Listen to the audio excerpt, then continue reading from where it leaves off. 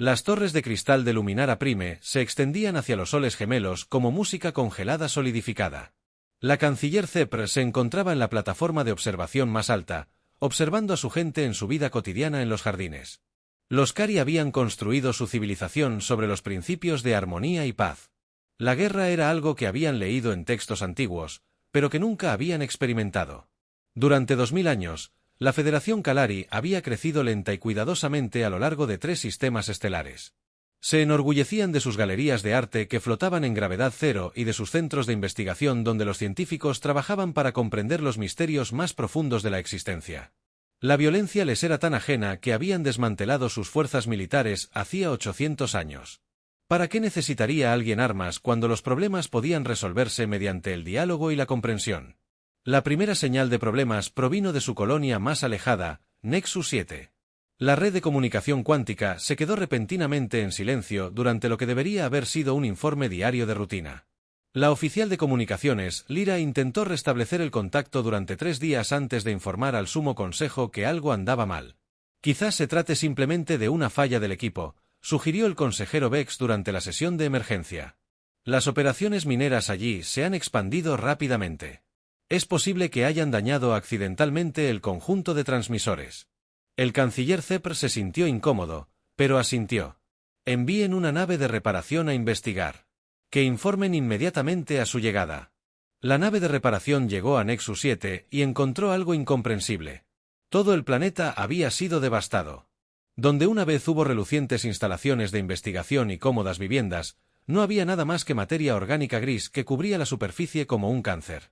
Extrañas agujas sobresalían del suelo, latiendo con un ritmo alienígena. El capitán mayor de la nave de reparación transmitió sus hallazgos a Luminara Prime con una voz temblorosa de horror. La colonia ha desaparecido. Todo. La gente, los edificios, todo. Hay estructuras aquí, pero no son nuestras. Parecen estar vivas de alguna manera. Detecto enormes señales de vida moviéndose bajo la superficie. Antes de que el capitán Meye pudiera decir más, su transmisión se quedó en estática. Los sensores de largo alcance mostraron que su nave estaba siendo destrozada por algo que se movía demasiado rápido para rastrearla con claridad. El Alto Consejo Cari observó en silencio atónito cómo su primer contacto con lo desconocido terminaba en muerte. En cuestión de horas, llegaron más informes. Naves coloniales que huían de los sistemas exteriores llegaron con historias de horror que los pacíficos Kalari apenas podían comprender. Los supervivientes hablaban de criaturas que se movían como pesadillas vivientes. Seres insectoides del tamaño de vehículos terrestres con extremidades afiladas y ácido que podía derretir sus materiales más resistentes. El anciano Tam, que había escapado de la estación Kepler, describió lo que había presenciado. Venían de naves que parecían cultivadas en lugar de construidas. Naves orgánicas que pulsaban y se retorcían al desplazarse por el espacio. Las criaturas en su interior no intentaron comunicarse. Simplemente comenzaron a consumirlo todo, nuestra gente, nuestros edificios, nuestra atmósfera. No quedó nada atrás. El Alto Consejo convocó una sesión inmediata. Representantes de los 12 mundos Kalari restantes se reunieron vía holograma en la gran sala de asambleas. Los debates subsiguientes revelaron su total falta de preparación para esta crisis. Debemos intentar comunicarnos con estos seres, instó el consejero Dex. Quizás simplemente tengan hambre y podamos ofrecerles recursos de mundos deshabitados. ¿Y si no se puede razonar con ellos?, preguntó la consejera Nala. ¿Y si solo entienden la destrucción? El canciller Zepr había estado estudiando los informes de los supervivientes. Las criaturas que describían los testigos parecían no seguir una lógica que las mentes pacíficas pudieran comprender. Consumían todo lo que encontraban y dejaban atrás solo más de sí mismos. Las estructuras orgánicas halladas en Nexus 7 parecían ser centros de reproducción. Según nuestro análisis, estos seres no son solo asaltantes, anunció Zepr al consejo. Parece ser una especie de enjambre que se reproduce consumiendo otras formas de vida. Están convirtiendo nuestros mundos en fábricas para crear más de sí mismos. El consejo guardó silencio al ver las implicaciones claras. Este no era un conflicto que pudiera resolverse mediante la diplomacia o la negociación. Las criaturas que destruyeron Nexus 7 y la estación Kepler no estaban interesadas en la coexistencia. Solo querían alimentarse y multiplicarse. El ministro de Defensa, Kail, habló por primera vez durante la sesión. Nuestros sistemas defensivos fueron diseñados para proteger contra desastres naturales y accidentes. No tenemos armas que puedan dañar a otro ser vivo. Nuestra filosofía siempre ha sido que la violencia solo crea más violencia. ¿Entonces qué hacemos?, preguntó el consejero Vex. ¿Cómo protegemos a nuestra gente de algo con lo que no se puede razonar? La respuesta vino de la fuente más inesperada, las comunicaciones. La Official Lyra. He estado monitoreando transmisiones del espacio profundo, buscando información sobre estas criaturas. He encontrado referencias a ellas en la base de datos galáctica. Se les llama el enjambre Borak. Surgieron del vacío entre galaxias hace aproximadamente 50 años y han estado consumiendo mundos desde entonces. Lyra mostró mapas estelares que mostraban el camino de destrucción que los Borak habían trazado a través del espacio conocido. Civilizaciones enteras simplemente habían desaparecido, dejando solo mundos muertos cubiertos de materia orgánica. Según estos registros, ninguna especie los ha combatido con éxito. Lyra continuó: cada encuentro ha terminado en la completa destrucción de la civilización defensora. El canciller Zepr observaba los datos con creciente desesperación. ¿Cómo podría su pacífico pueblo sobrevivir contra algo que había destruido especies mucho más avanzadas que ellos? Los Kari habían centrado todo su conocimiento en la creación y la comprensión. No sabían nada de destrucción ni de guerra. Hay una opción, dijo Lyra en voz baja. He estado monitoreando transmisiones de especies de toda la galaxia. La mayoría están demasiado lejos para ayudar o son demasiado débiles para marcar la diferencia. Pero hay un mundo que podría ayudarnos. La pantalla holográfica mostraba un pequeño planeta azul en un sistema anodino en los confines de la civilización galáctica. El archivo de datos que apareció dejó atónitos a varios miembros del Consejo. Estos humanos están catalogados como una especie de contacto restringido, exclamaron los consejeros. Toda su civilización se basa en la guerra y la violencia. La comunidad galáctica los considera demasiado peligrosos para las relaciones diplomáticas normales, lo cual podría ser justo lo que necesitamos, dijo lentamente el canciller Zepr. Si las especies pacíficas no pueden luchar contra los Borak, quizás solo una especie violenta pueda. El debate que siguió fue intenso pero breve. Con los exploradores Borak ya sondeando sus defensas exteriores, los Kari tenían poco tiempo para largas discusiones. La elección era simple. Podían mantener sus principios y enfrentarse a la extinción o pedir ayuda a una especie que aterrorizaba a la mayor parte de la galaxia. El canciller Zepr tomó la decisión que lo cambiaría todo. Activen el transmisor cuántico de emergencia. Envíen un mensaje a la Tierra. Díganles que el enjambre Borax amenaza toda la vida en este sector y ofrézcanles nuestros archivos tecnológicos completos a cambio de asistencia militar. La transmisión cruzó la galaxia en minutos, llevando consigo la desesperada esperanza de una civilización moribunda. En el distante mundo azul, el mensaje fue recibido por seres que entendían la guerra de maneras que los Kari jamás imaginaron. La respuesta llegó casi de inmediato. Mensaje recibido. Ayuda en camino. Esas 4 palabras pronto traerían la salvación a los mundos Kari. Pero también traerían algo que la pacífica especie nunca había presenciado antes. Estaban a punto de descubrir lo que sucedió cuando la humanidad decidió que algo debía morir. La flota humana salió del hiperespacio como una manada de depredadores emergiendo de la oscuridad. El almirante Hake Morrison se encontraba en el puente de mando de la US Defiance, observando cómo 200 naves de guerra tomaban posiciones alrededor de Luminara Prime. Cada nave estaba repleta de armas que la mayoría de las civilizaciones galácticas habían prohibido usar décadas atrás. Morrison era veterano de 3 conflictos interestelares, y su rostro curtido mostraba las cicatrices de alguien que había visto demasiada muerte. Se había ofrecido como voluntario para esta misión no porque la Tierra necesitara la tecnología Kalari que ofrecían, sino porque algo profundo en la naturaleza humana exigía responder a las llamadas de auxilio de quienes no podían ayudarse a sí mismos. La capitana Lisa Rodríguez se acercó al almirante mientras las pantallas tácticas se actualizaban con información sobre el sistema Kalari. Su nave, la Venganza, estaba equipada con suficiente potencia de fuego como para partir una luna por la mitad. Había seleccionado a su tripulación entre veteranos que entendían que a veces salvar vidas implicaba quitarlas. «Señor, estamos recibiendo una transmisión de los líderes Kari», informó el teniente comandante Ryan Torres desde su puesto. El joven oficial se había alistado para esta misión tras leer los informes sobre lo que los Borak hicieron a las civilizaciones pacíficas. Había cosas contra las que valía la pena luchar, sin importar el costo. La imagen holográfica de la canciller Zepr apareció en el puente, y Morrison pudo ver el alivio inundando sus rasgos alienígenas. La líder Kari parecía frágil y delicada comparada con los humanos curtidos en la batalla que rodeaban su proyección. «Gracias por venir», dijo Zepr con su voz musical. «Temíamos que nadie respondiera a nuestra llamada de ayuda. Nuestras colonias exteriores ya han caído, y nuestros exploradores informan que las fuerzas Borak se están concentrando para un asalto a nuestros mundos centrales». Morrison estudió los datos tácticos que llegaban de sus naves. Los Borak se habían posicionado en los campos de asteroides más allá del séptimo planeta, usando los escombros rocosos como cobertura para sus bionaves. Las estimaciones de inteligencia sugerían que estaban preparando cápsulas de reproducción para el lanzamiento. H hacia mundos habitados. Canciller. Necesito que entienda algo antes de empezar, dijo Morrison con su voz áspera. Mi gente no es como la suya. Hemos estado librando guerras desde que aprendimos a fabricar herramientas.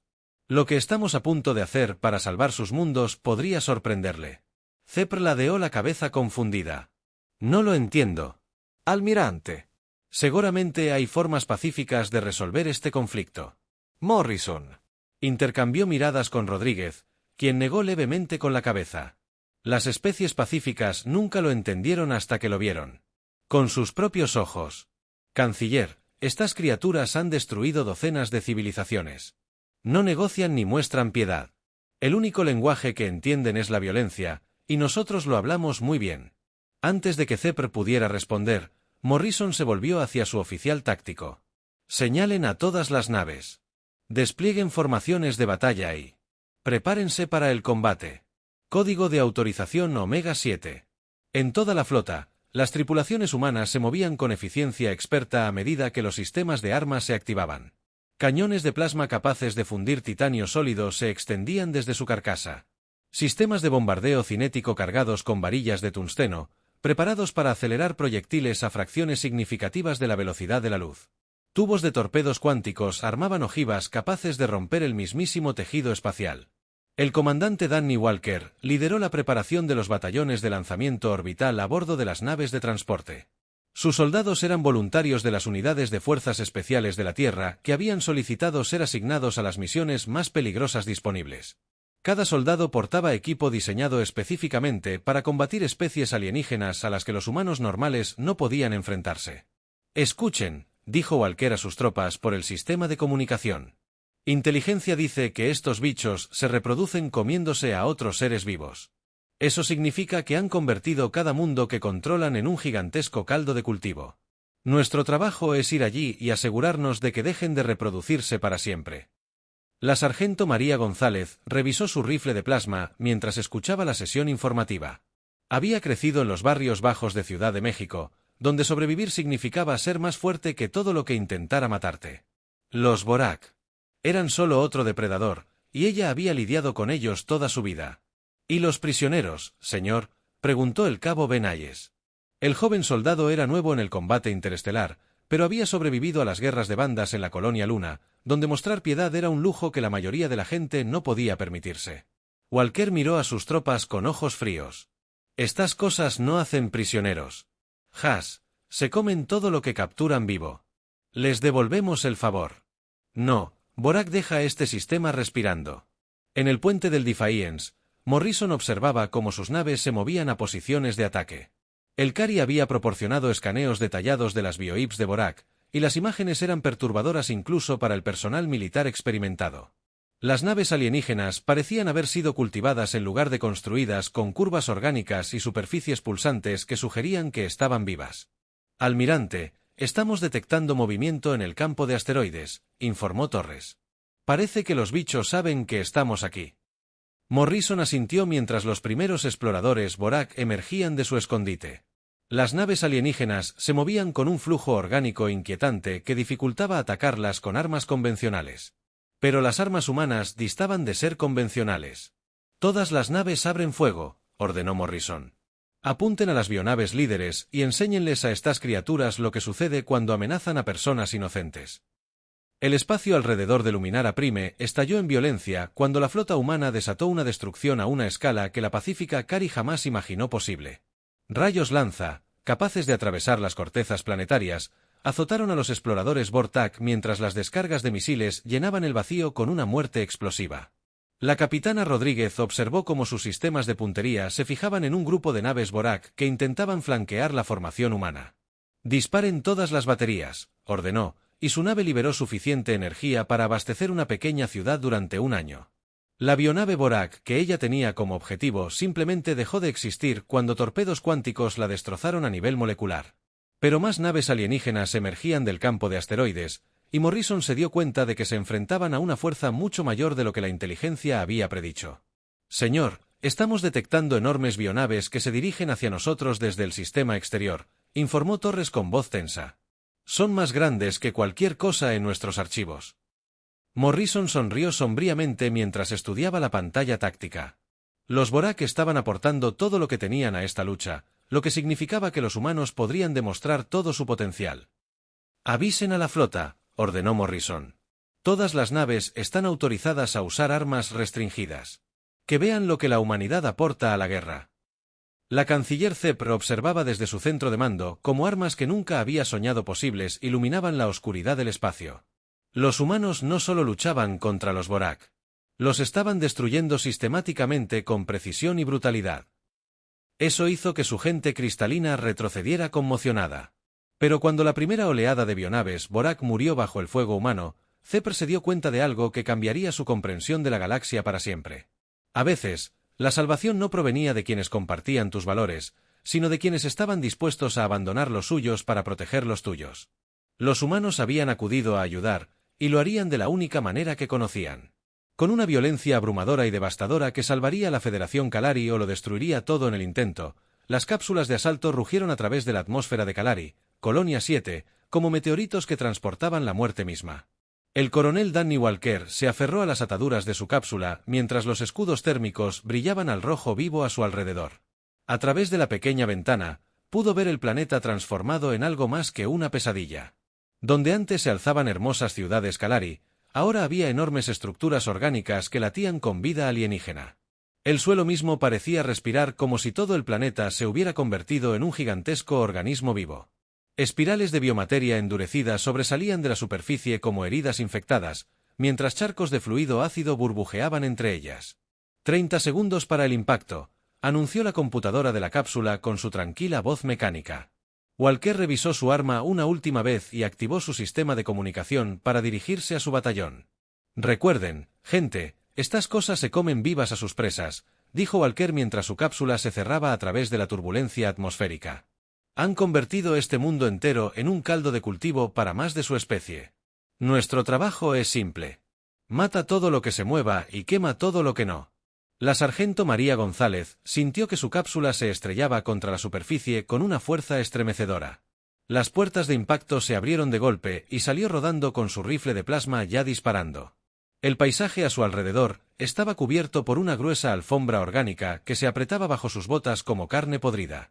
Guerreros Borak emergieron de las aberturas de los túneles en las bioestructuras, moviéndose a una velocidad aterradora sobre sus afiladas patas. Cada criatura medía casi 3 metros de altura, con mandíbulas capaces de cortar acero y sacos de ácido capaces de disolver armaduras humanas en segundos. González apuntó al Borak más cercano y apretó el gatillo. El rayo de plasma impactó a la criatura, la hizo estallar y quemó su carropasa como si fuera papel. La alienígena chilló y se desplomó, pero 3 más ocuparon su lugar, corriendo hacia su posición con intenciones letales. «Contacto flanco izquierdo», gritó el cabo Ben Ayes mientras su escuadrón se enfrentaba a un grupo de engendros Boraks cerca de lo que una vez fue una instalación de investigación Kalari. Los engendros eran más grandes que los guerreros, con el abdomen hinchado y lleno de huevos, que intentaban lanzar hacia las zonas de aterrizaje humanas. Ayes activó su lanzallamas y envió un chorro de plasma sobrecalentado al grupo de engendros. Las criaturas estallaron como fruta madura, rociando fluidos ácidos por el campo de batalla. «Esto es por todos los inocentes que asesinaste», gritó Ayes mientras seguía disparando. El soldado Kevin Johnson se separó de su escuadrón cuando su cápsula aterrizó en un cráter lleno de crecimiento orgánico. Al salir, algo se movió bajo la superficie y enormes tentáculos brotaron de la biomateria, intentando arrastrarlo hacia las piscinas ácidas. Johnson sacó su cuchillo de combate y comenzó a cortar los tentáculos que se enroscaban alrededor de sus piernas. La hoja estaba hecha de materiales que podían cortar casi cualquier cosa, y la carne alienígena se partió fácilmente. Se liberó y trepó por la pared del cráter justo cuando el ácido comenzaba a corroer el lugar donde había estado. De pie. Sobre la superficie, la batalla espacial rugía con igual intensidad. La capitana Lucy Chen pilotó su caza a través de un enjambre de criaturas voladoras Borak que se movían como aeronaves vivientes. La computadora de su nave los identificó como formas guerreras aéreas creadas específicamente para el combate espacial. Líder fantasma a todos los cazas. Chen llamó por el comunicador mientras apuntaba a un grupo de Bofliers. Estas criaturas son rápidas, pero no tienen blindaje. Atáquenlas con fuerza y sigan avanzando. Chen activó sus cañones de pulso y observó cómo los rayos de energía atravesaban a los voladores orgánicos como papel de seda. Las criaturas habían sido diseñadas para la velocidad y la maniobrabilidad, pero no podían soportar la potencia de fuego concentrada de las armas humanas. La batalla principal se libraba cerca de la Bioip Borak más grande que se había posicionado en el cinturón de asteroides. El almirante Morrison observaba desde el puente del Defiance cómo sus cruceros pesados se acercaban al alcance de bombardeo de la nave alienígena. «Señor, esa cosa es enorme», informó Torres mientras los sensores revelaban el verdadero tamaño de la nave Borak. «Parece para ser una especie de nave de mando de la colmena. Detectamos millones de señales de vida en su interior». Morrison estudió la pantalla táctica y se dio cuenta de que estaban ante algo que podría amenazar a todo el sector si se le permitía completar su misión. La bionave no era solo una nave. Era una instalación de cría móvil, capaz de producir enjambres infinitos de guerreros Borak. «Todas las unidades pesadas, apunten a la nave colmena», ordenó Morrison. «Autorización para cargas estelares aprobada. Acabamos con esta amenaza aquí y ahora». Las armas que siguieron fueron tan devastadoras que causaron interrupciones temporales en el espacio local. Las cargas estelares estaban prohibidas por la mayoría de los tratados galácticos porque podían desestabilizar sistemas estelares enteros. Pero los humanos nunca firmaron esos tratados y comprendían que algunas amenazas requerían medidas extremas. La primera salva impactó la nave Colmena Borak y atravesó su casco orgánico como explosivos a través de la carne. Explosiones secundarias recorrieron su superficie a medida que los sistemas internos fallaban y las cámaras de reproducción colapsaban. Pero la enorme nave continuó funcionando y comenzó a lanzar cápsulas de escape hacia otros sistemas. «Están intentando propagar la infestación», gritó Rodríguez desde su puesto de mando. «No podemos dejar que esas cápsulas escapen». Morrison asintió con gravedad y abrió un canal para toda la flota. «Todas las naves, aborden las cápsulas de escape. Nada sale vivo de este sistema. Usar cualquier medio necesario». Cazas e interceptores humanos invadieron las cápsulas Borak que huían como anticuerpos que atacan una infección. Cada cápsula contenía cientos de huevos Borak y material de reproducción que podría sembrar nuevas infestaciones en mundos distantes. Los pilotos humanos los cazaron con precisión metódica, asegurándose de que ni una sola cápsula escapara del sistema. En la superficie del planeta, Walker reagrupó sus fuerzas cerca de lo que una vez fue la capital planetaria. La ciudad Kalari había sido completamente consumida y reemplazada por un enorme complejo de reproducción que se extendía kilómetros en todas direcciones. «Señor, hemos encontrado la fuente», informó González mientras su escuadrón completaba su reconocimiento. «El principal centro de reproducción está justo debajo de nosotros. Los sensores indican millones de Borak en diversas etapas de desarrollo». Walker observó las estructuras orgánicas que los rodeaban y tomó la decisión que lo atormentaría durante años. «Ordenen a la flota que bombardee orbitalmente. Proporciónenles estas coordenadas y díganles que utilicen ojivas de penetración profunda». El bombardeo que siguió convirtió la superficie de la Colonia 7 en vidrio fundido. Proyectiles cinéticos a una velocidad tremenda atravesaron la corteza planetaria y detonaron en las cámaras de reproducción subterráneas. Las explosiones fueron tan intensas que pudieron verse desde la órbita mientras el planeta se convulsionaba bajo el ataque. La canciller Zepr observó la destrucción desde su centro de mando con horror y fascinación. Los humanos no solo estaban derrotando a los Borak. Los estaban borrando por completo de la existencia. Todo rastro de la infestación alienígena estaba siendo destruido metódicamente con una minuciosidad que aterrorizaba a su pacífica gente. Pero cuando la última bionave Borak explotó en el vacío sobre su mundo, Zepr comprendió algo importante. Los humanos no habían venido a conquistar ni a reclamar territorio. Habían venido a eliminar una amenaza que ponía en peligro toda la vida en el sector, y lo habían hecho con una eficacia devastadora. La galaxia estaba a punto de aprender lo que sucedió cuando la humanidad decidió que algo debía morir, y que nada se interpondría en su camino. La enfermería del U.S. Defiance parecía un hospital de campo de batalla de las guerras más oscuras de la humanidad. El almirante Morrison caminaba entre las filas de soldados heridos intentando ofrecer el máximo consuelo posible a quienes habían pagado el precio de la victoria. El coste de salvar los mundos Kalari estaba escrito con sangre y vendas en cada cama. La DRA. Patricia Sullivan iba de paciente en paciente con la firmeza de quien había visto demasiada muerte como para conmoverse. Su equipo médico trabajaba sin descanso, tratando heridas que habrían matado a la mayoría de las demás especies. Las quemaduras por armas de ácido borac cubrían al 40% de algunos soldados, mientras que otros habían perdido extremidades por las afiladas garras de guerreros alienígenas. ¿Cuántos hemos perdido?, preguntó Morrison en voz baja mientras Sullivan revisaba a un joven marine que había recibido ácido en el pecho durante el asalto terrestre a la Colonia 7. El 40% de las fuerzas terrestres están muertas o gravemente heridas, respondió Sullivan sin levantar la vista de su paciente. Las tripulaciones espaciales sufrieron un 30% de bajas cuando explotaron esas bioips. Algunas de las naves Borak estaban equipadas con bombas orgánicas que liberaban nubes ácidas al morir. Morrison asintió y continuó su recorrido por la enfermería. Cada soldado herido representaba a alguien que se había ofrecido como voluntario para viajar por la galaxia y luchar por personas que nunca había conocido. La capacidad humana de sacrificio en defensa de los demás era algo que confundía a la mayoría de las especies alienígenas, pero era la base de todo lo que representaba la Tierra. El soldado Kevin Johnson yacía en una de las camas con el brazo izquierdo envuelto en vendajes regenerativos. El joven de 19 años, de Detroit, se había ofrecido como voluntario para la misión tras leer sobre lo que los Vortak hicieron a las civilizaciones pacíficas. Ahora miraba al techo, preguntándose si alguna vez volvería a ver su hogar. «Oye, chico», dijo el sargento Gonz. Alex, mientras se sentaba junto a su cama. Su rostro estaba marcado por las quemaduras con ácido, pero se había negado a recibir tratamiento hasta que todos sus soldados fueran atendidos primero. «¿Cómo lo llevas?». Johnson se giró para mirar a su sargento con ojos que parecían mucho mayores que hacía unas semanas. «Sargento, ¿cree que hicimos lo correcto allá abajo? Toda esa destrucción, todos esos alienígenas muertos». González guardó silencio un momento antes de responder. Se había estado haciendo la misma pregunta desde que vio el bombardeo orbital que convirtió un planeta entero en vidrio fundido. «Chico, esas cosas se habrían comido a todos los seres vivos de este sector si no las hubiéramos detenido. A veces, la gente buena tiene que hacer cosas terribles para proteger vidas inocentes». «¿Pero cómo vivimos con ello?», preguntó Johnson. «¿Cómo volvemos a casa y fingimos que seguimos siendo los mismos?». «No fingimos», respondió González. «Cargamos con el peso de lo que hemos hecho y recordamos por qué lo hicimos.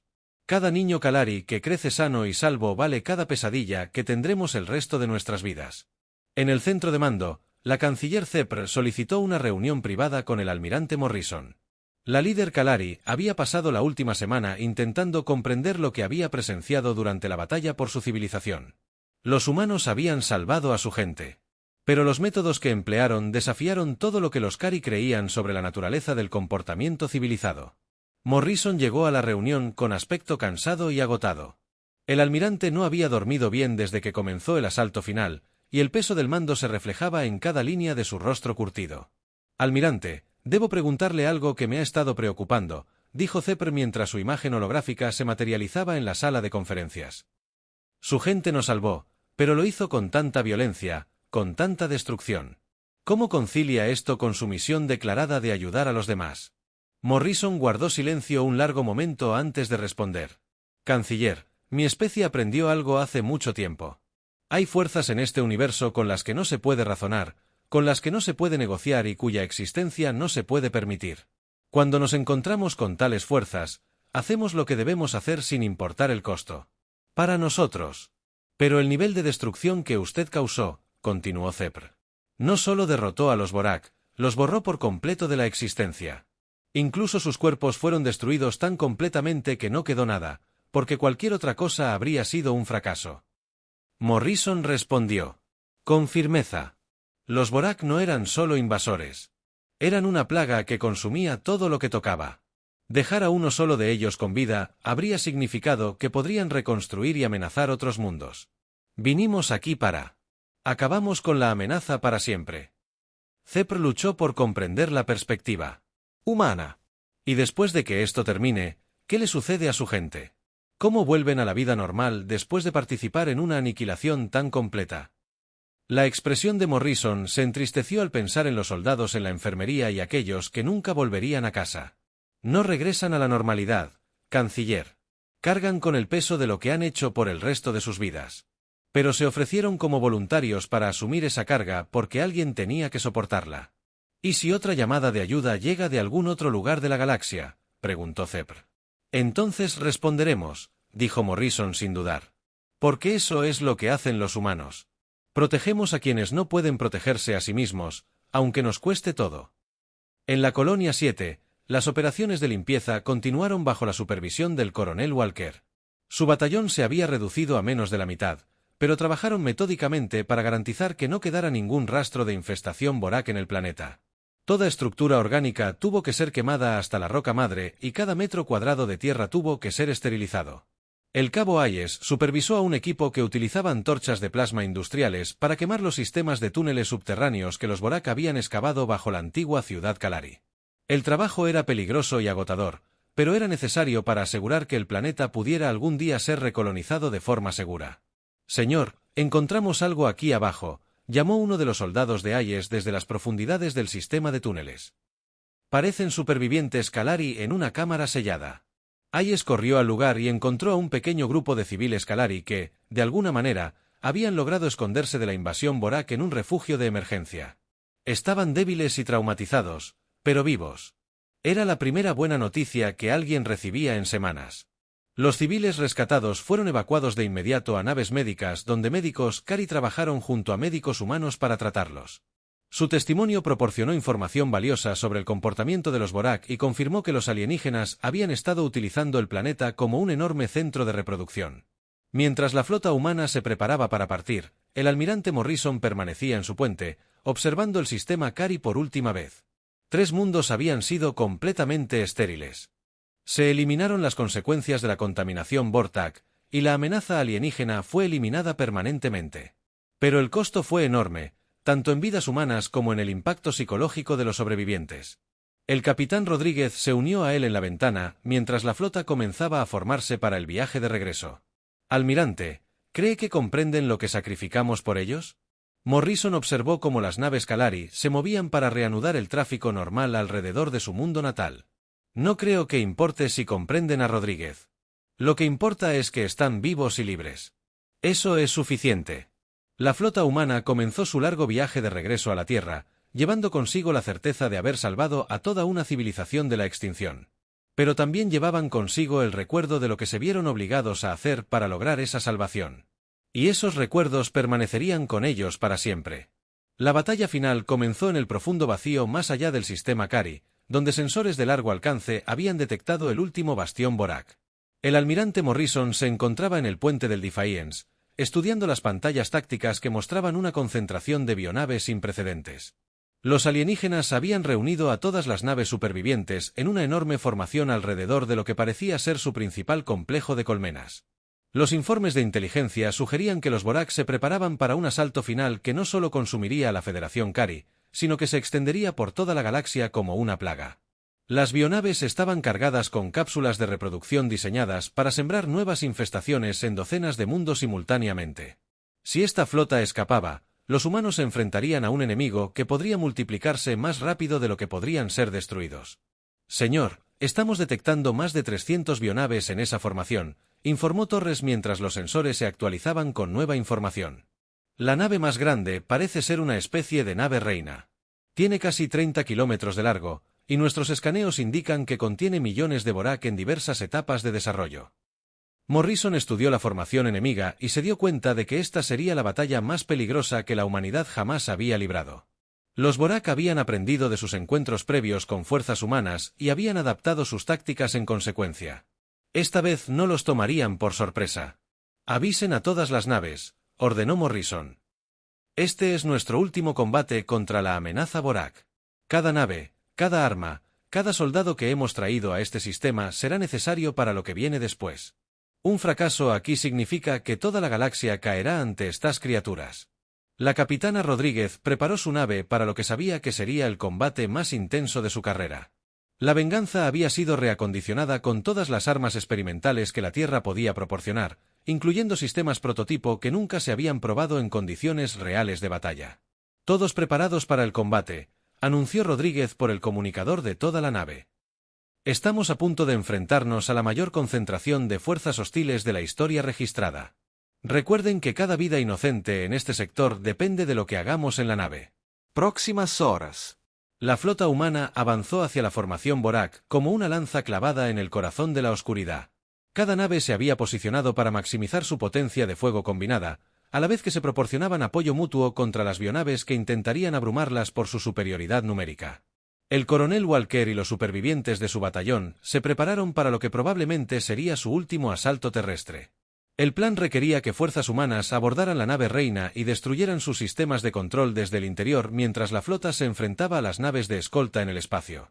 «Escuchen, gente», dijo Walker a sus tropas mientras se preparaban en sus cápsulas de asalto. «Esa nave reina es la fuente de todo lo que hemos estado combatiendo. Contiene las plantillas genéticas y los sistemas de reproducción necesarios para reconstruir toda la especie Borax.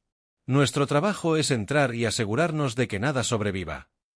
La sargento González revisó su equipo por última vez, sabiendo que esta misión tenía pocas posibilidades de éxito. La nave reina estaría defendida por los guerreros Borak más peligrosos que los alienígenas pudieran producir. Y el entorno interior estaría diseñado para matar a cualquier intruso. Pero alguien tenía que intentarlo. El sargento llamó al soldado Johnson mientras preparaba su propio equipo. «¿Qué pasa si no regresamos?». González miró al joven soldado que ya había dado tanto por personas que nunca había conocido.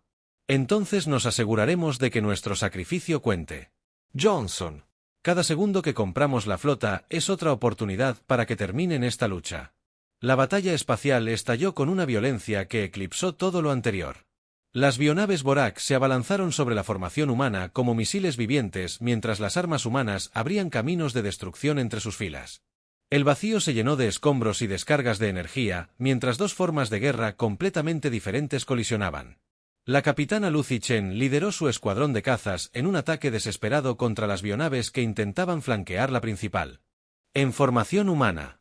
Sus pilotos habían sido llevados al límite durante las batallas anteriores, pero volaban con la precisión de guerreros que sabían que luchaban por la supervivencia de la civilización. «Líder fantasma a todos los cazas», gritó Chen mientras se lanzaba hacia un grupo de naves Borak. «Apunten a sus grupos de armas y manténganse en movimiento. Estas criaturas se han adaptado a nuestras tácticas, así que esperen que sean más inteligentes que antes». Chen activó sus armas y observó cómo sus disparos atravesaban la armadura orgánica de una bionave. Pero en lugar de morir, la nave comenzó a dividirse, revelando naves más pequeñas ocultas en su interior como un nido de insectos. Los Borak habían aprendido a usar sus naves como sistemas de lanzamiento para enjambres de atacantes más pequeños. Las cápsulas de asalto que transportaban al batallón de Walker atravesaron las defensas exteriores de la nave reina y se incrustaron en su casco orgánico. Los soldados se encontraron luchando a través de pasillos que latían con vida alienígena mientras el ácido goteaba de las paredes y el techo. El cabo Hayes condujo a su escuadrón a las profundidades de la nave, en busca de las cámaras de reproducción que inteligencia había identificado como objetivos prioritarios. Los pasajes estaban llenos de guerreros Borak, como nunca antes se habían enfrentado. Estas criaturas eran más grandes y estaban blindadas, con armas capaces de atravesar los trajes de combate humanos. «Contacten al frente», gritó Hayes mientras su escuadrón se enfrentaba a un grupo de guerreros mejorados. «Estas cosas son más resistentes que las otras». Concentren el fuego. La batalla dentro de la nave reina se convirtió en un tiroteo continuo a través de túneles orgánicos que parecían cambiar y transformarse a medida que la nave intentaba regenerarse alrededor de los invasores humanos. González se vio separada de su unidad y tuvo que abrirse paso a través de cámaras llenas de crías de Borak en desarrollo. Cada charco de reproducción que destruía con su lanzallamas representaba miles de amenazas futuras que nunca surgirían para aterrorizar otros mundos. El trabajo era horrible, pero necesario, ya que quemaba sistemáticamente los sistemas reproductivos de la nave. Sobre ellos, la batalla espacial alcanzó su clímax cuando el almirante Morrison autorizó el uso de las armas más devastadoras de la humanidad. Las cargas estelares que siguieron crearon desgarros temporales en el espacio mismo al abrumar las defensas de la nave Queen y comenzar a desgarrarla desde el exterior. Johnson se encontró en lo que parecía ser el centro de control de la nave, donde enormes computadoras orgánicas dirigían las operaciones de la flota Borak. Sin dudarlo, Comenzó a colocar cargas explosivas en cada superficie a su alcance, sabiendo que destruir esta instalación destruiría toda la formación enemiga. Las explosiones que siguieron enviaron ondas de choque a través de la nave Queen cuando sus sistemas de mando fallaron y su capacidad para coordinar las demás bioips se derrumbó. En el espacio, las naves Borak restantes comenzaron a vagar sin rumbo mientras su inteligencia central era destruida. El capitán Rodríguez observó cómo las últimas bioips Borak eran sistemáticamente perseguidas y destruidas por fuerzas humanas. Tras horas de brutal combate, la formación enemiga había sido completamente eliminada sin supervivientes que transmitieran la amenaza a otros sistemas. Cuando la explosión final se desvaneció y el campo de escombros se enfrió, la galaxia quedó en silencio. El enjambre Borak, que había aterrorizado a docenas de civilizaciones durante décadas, había sido eliminado permanentemente por fuerzas humanas dispuestas a pagar cualquier precio para proteger vidas inocentes. La canciller Zepr se encontraba en su cámara del Consejo, contemplando las estrellas que volvían a estar a salvo. La flota humana se preparaba para partir, tras haber logrado algo que los Cari creían imposible. La mayor amenaza que la galaxia había conocido se había ido para siempre. Almirante Morrison, dijo Zepr al aparecer su imagen. Una última vez, ¿cómo podremos recompensar lo que su gente ha sacrificado por nosotros? El rostro marcado por las cicatrices de Morrison mostró una sonrisa cansada mientras se preparaba para llevar a casa a sus fuerzas supervivientes. Cuídense los unos a los otros, canciller. Construyan algo hermoso con la paz que tenemos. Los compré. Y recuerden que en algún lugar, humanos peligrosos vigilan por si alguien más necesita ayuda. Mientras la flota humana desaparecía en el hiperespacio, regresando a su pequeño mundo azul, los Cari comenzaron a reconstruir su civilización. Pero ahora comprendían algo que cambiaría para siempre su visión del universo. A veces, la fuerza más aterradora que existe era justo lo que necesitabas para salvar todo lo que amas.